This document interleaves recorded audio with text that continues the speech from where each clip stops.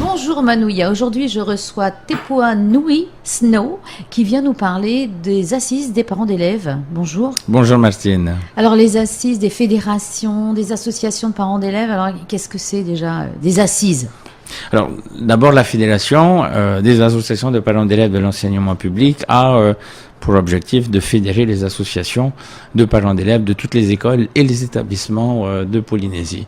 Donc ça n'est pas une mince affaire que de travailler à la fois avec des associations des archipels éloignés ou des associations de parents d'élèves qui se trouvent de l'autre côté de l'île de Tahiti. Alors est-ce que dans chaque école il y a une association de parents d'élèves ? Non, pas forcément, parce que certaines écoles rencontrent des difficultés à fédérer les parents autour d'une association de parents d'élèves. Donc c'est notre rôle de rentrer dans ces écoles et de motiver suffisamment les parents pour qu'ils se constituent en association. Depuis que j'ai pris la tête de la fédération, on peut voir qu'un certain nombre d'associations, effectivement, dans des écoles et des établissements, pas plus loin que le lycée de Faha, il n'y avait pas l'année dernière d'association de parents d'élèves qui s'est ensuite constituée suite à l'intervention. Et pourtant, il y a 1200 enfants dans ce lycée. Alors, quel est l'intérêt d'avoir une association de parents d'élèves ? Parce que parfois, on peut penser que c'est simplement pour vendre des gâteaux ou pour se disputer avec le directeur de l'école. C'est pas ça. Alors, justement, parce que le rôle de l'association de parents d'élèves a, on va dire, évolué avec le temps. C'est vrai que de manière historique, on a toujours considéré les APE un peu comme la caisse d'une école ou d'un établissement lorsque les enseignants, lorsque les équipes éducatives ont besoin de faire financer un projet. Donc, on fait appel à l'association de parents d'élèves pour mettre en place une action de levée de fonds. Aujourd'hui, le rôle d'une association de parents d'élèves a évoluer et aujourd'hui son rôle principal est d'abord et avant tout de servir de lien entre les parents d'une même école, de défendre les intérêts moraux des enfants qui sont représentés légalement par leurs parents. Donc voilà le rôle d'une association de parents d'élèves, alors qui a pour objectif en fait de participer au bien-être de l'enfant et qui rentre en complément de l'action de la coopérative d'une école ou d'un établissement. Voilà, qui l'APE, c'est pas une coopérative. La coopérative se charge en fait de financer des projets à but pédagogique, donc financer les besoins des équipes éducatives dans le cadre des projets qu'ils ont individuels de classe. L'APE participe au bien-être de l'école, c'est-à-dire qu'elle achète des jeux de cours, qu'elle peut participer par la mise en place de climatisation dans les salles de classe. Mais elle agit en symbiose avec l'équipe éducative. Normalement, c'est un travail de partenariat. Et puisque quand même dans l'école, il y a les enfants. Pour qu'il y ait des enfants, il faut que les parents aient fait des enfants et qu'il y ait des enseignants. Et donc, tout ce petit monde-là doit effectivement s'entendre. Alors, on doit s'entendre, mais pour s'entendre, il faut qu'on parle le même discours. Et c'est bien l'objet, en fait, de l'organisation de ces assises. Vous voyez, la matinée de concertation du 20 octobre, normalement, sert aux enseignants à se concerter. Mais malheureusement, nous ne voyons jamais de concertation avec les parents d'élèves, alors que depuis 2012, depuis la loi sur la refondation de l'école, les parents sont aujourd'hui les premiers partenaires de l'école, puisque ce sont les premiers éducateurs de l'enfant. Donc il faut aujourd'hui que nous, parents d'élèves, commencions à parler le langage des enseignants pour que l'on apprenne à se connaître. Alors c'est une construction qui se fait, parce qu'aujourd'hui on se rend compte que les différentes réformes qui aujourd'hui interviennent dans les programmes viennent placer les parents d'élèves dans le cœur de l'équation de la réussite scolaire de l'enfant. Et c'est vrai que ça vient complètement reformater les pratiques d'apprentissage des enseignants, d'où en fait un peu cette levée de bouclier de la part des enseignants dans le cadre de ces réformes. Mais après, il doit y avoir également de notre côté, nous parents d'élèves, une mobilisation, parce qu'on nous a très souvent, et pas à tort, je dois le dire, considérés comme étant des parents démissionnaires. Donc il faut que nous saisissions l'opportunité qui nous est donnée aujourd'hui de participer fortement dans la réussite à l'école de nos enfants. Voilà, on ne demande pas aux parents d'élèves de devenir des enseignants, mais on leur demande de pouvoir communiquer avec les enseignants justement pour que ça forme une équipe qui fasse non pas partie de l'équipe éducative, mais en tant qu'éducateurs de leurs enfants, qu'ils aient leur mot à dire et surtout qu'ils comprennent aussi, parce qu'avec toutes les réformes de l'éducation qu'il y a eu depuis un certain temps, je pense que les parents sont paumés. Oui. Les enseignants aussi, Alors les parents, ça doit être épouvantable. Et le message que l'on... Alors nous travaillons très très bien à la fois avec le ministère de l'Éducation, avec la direction de l'Éducation, et le message aujourd'hui que nous essayons de faire passer est qu'il faut aujourd'hui que ce soit les enseignants qui prennent par la main les parents, parce qu'un parent n'a pas forcément la pédagogie pour savoir inculquer des informations à ses enfants. Donc c'est à l'enseignant aujourd'hui, c'est d'où en fait les dispositifs d'école ouverte, des semaines de l'école maternelle, la semaine du CP, où on vient ouvrir l'école aux parents pour que d'une part les parents investissent le lieu dans lequel évolue leur enfant tous les jours, mais qu'il commence à y avoir une communication différente avec les enseignants. Et est-ce que vous, en tant qu'APE, en tant que parent d'élèves, vous arrivez à solliciter les parents d'élèves que les enseignants malheureusement n'arrivent pas à voir? Je parle des enfants qui sont en difficulté, qui ont des parents qui ont peut-être eu des soucis à l'école et que les enseignants n'arrivent jamais à voir. Est-ce que vous, en tant qu'association parents d'élèves, vous pouvez avoir un rôle là? Alors, de toute manière, ce sera toujours les mêmes parents que l'on va voir venir aux réunions, participer aux réunions, qui seront toujours présents, qui répondront toujours à l'appel des enseignants lorsqu'il y aura une manifestation ou une action où on va demander l'intervention des parents. Et ça sera toujours les mêmes parents qui ne viendront jamais.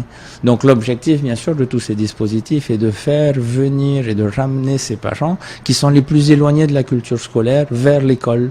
D'où, en fait, ces dispositifs qui sont aujourd'hui proposés, alors notamment dans les écoles maternelles où il y a la mallette des parents qui est aujourd'hui proposée, dans le dispositif du groupe d'éducation prioritaire où pareil, les parents sont au cœur de l'équation de la réussite scolaire de l'enfant.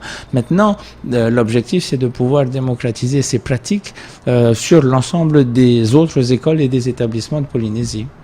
Et donc, demain, les assises. Alors demain les assises, oui, comme je le disais, pour créer ce lien, pour bâtir davantage cette passerelle qui lie les parents à l'école, sous la forme en fait, alors le thème de ces assises c'est la place des parents dans la mission éducative de l'école. 5 thématiques seront abordées dans le cadre des ateliers.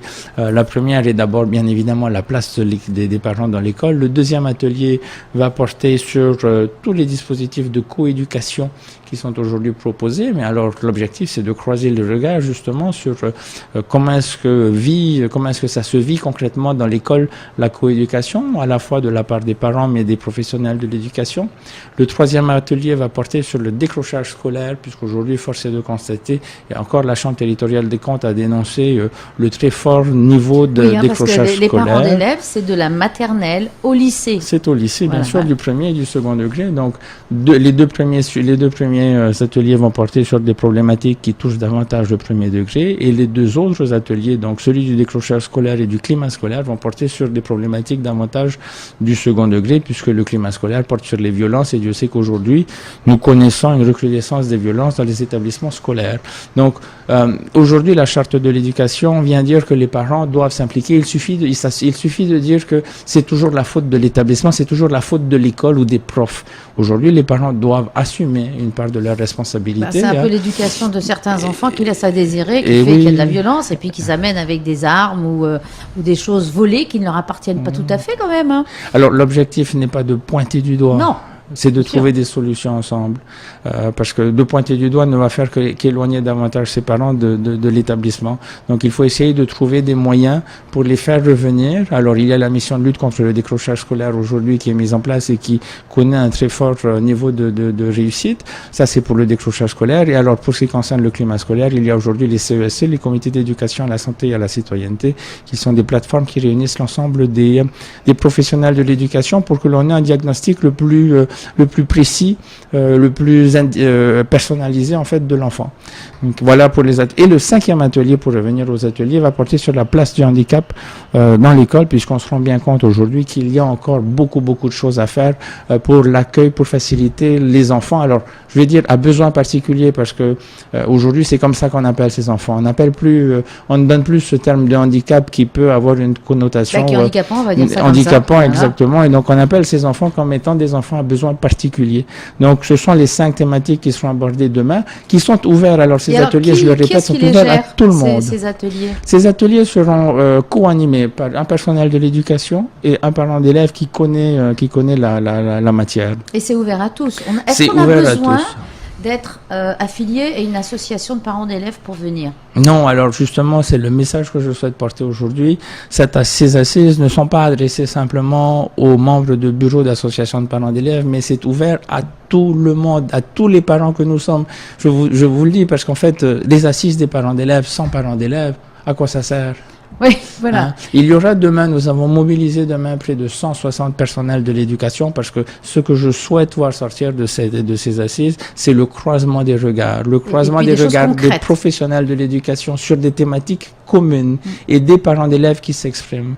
Donc, on se retrouve bien souvent dans des réunions, des assemblées générales en école et en établissement où on a des parents qui se lèvent et qui ne sont pas contents. Eh bien, que demain, qu'ils viennent dire. Oui, c'est le moment de s'exprimer. C'est le moment de s'exprimer puisque ces assises vont ensuite se transformer en restitutions qui vont être ensuite transmises au niveau national par le biais des assises de l'outre-mer. Donc, c'est le moment ou jamais de venir s'exprimer. Alors, elles ont lieu où, ces assises? Alors, ces assises vont se tenir demain, vendredi, à la présidence, à partir de 7h30 jusqu'à 17h.